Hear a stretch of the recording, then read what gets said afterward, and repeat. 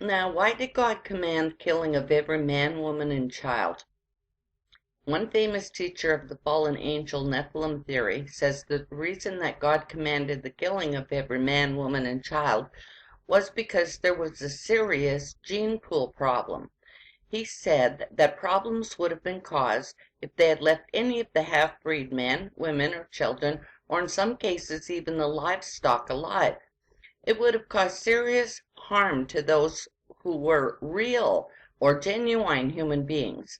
In other words, it was a threat to the genetic purity of the human race, and therefore they had to be destroyed.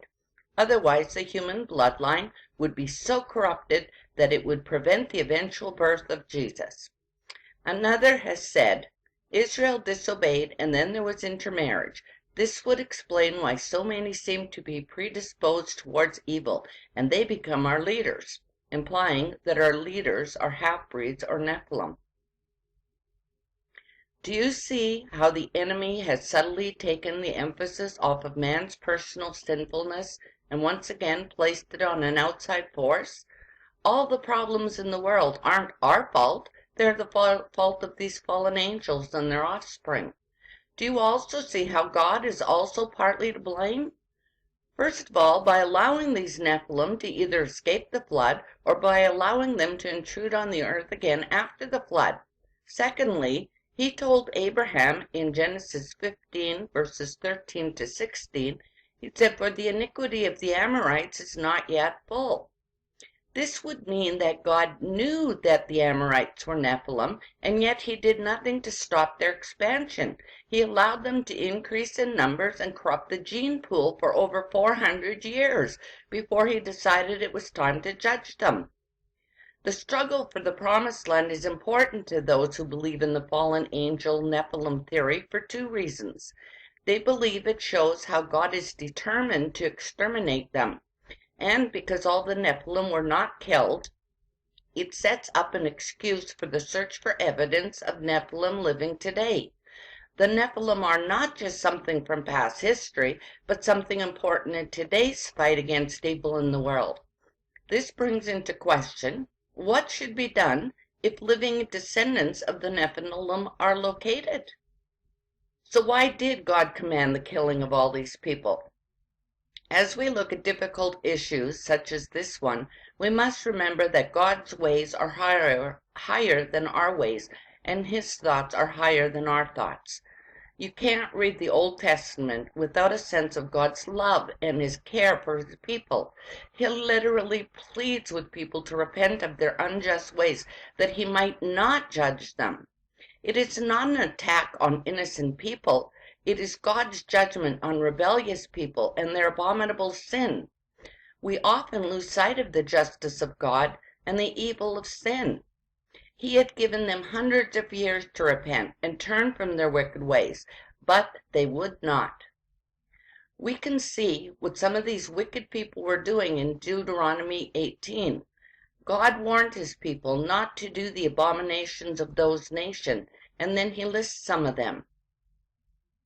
These nations would sacrifice their children to false god, pass them through the fire. They would literally take their babies and put them on these hot hands, these hands of an idol that had been burning, and they would burn them alive. They were into all kinds of occult practices and divination, astrology, sorcery, witchcraft, casting spells, consulting with demonic spirits, wizards, necromancy, and they were into ritual prostitution. The Israelites were disobedient and didn't destroy the people like God told them to. Instead, they mixed with the nations and they learned their ways. They worshiped their idols, sacrificed their sons and daughters to demons, shed innocent blood, etc. Therefore, they became unclean because of what they did. Because God knows the future and we don't. He knew what the results would be if they didn't obey him. We see a prime example in the failure of Saul to be obedient to God. God ordered Saul to kill all the Amalekites, but he disobeyed. Just a couple of decades later, there were enough Amalekites to take David and his men's families captive. When David and his men attacked the Amalekites and rescued their families, there were 400 Amalekites that escaped. The Amalekites would come back to trouble the Israelites in the future. Several hundred years later, Haman, who was a descendant of Agag, who was an Amalekite, tried to have the entire Jewish people exterminated. You can read this in the book of Esther. Saul's disobedience almost resulted in Israel's destruction. God knew this would occur, so he ordered the extermination of the Amalekites ahead of time. But why kill innocent children? This is one of the most difficult parts of these commands from God for us to understand. Why kill innocent children? Well, the children would have probably grown up as evil as their parents because of the teachings they had received. If they had killed the parents and left the children, they may have grown up resentful of the Israelites and later sought to avenge the unjust treatment of their parents. In trying to understand this, we need to look at children born to terrorists today. These children do not grow up innocent.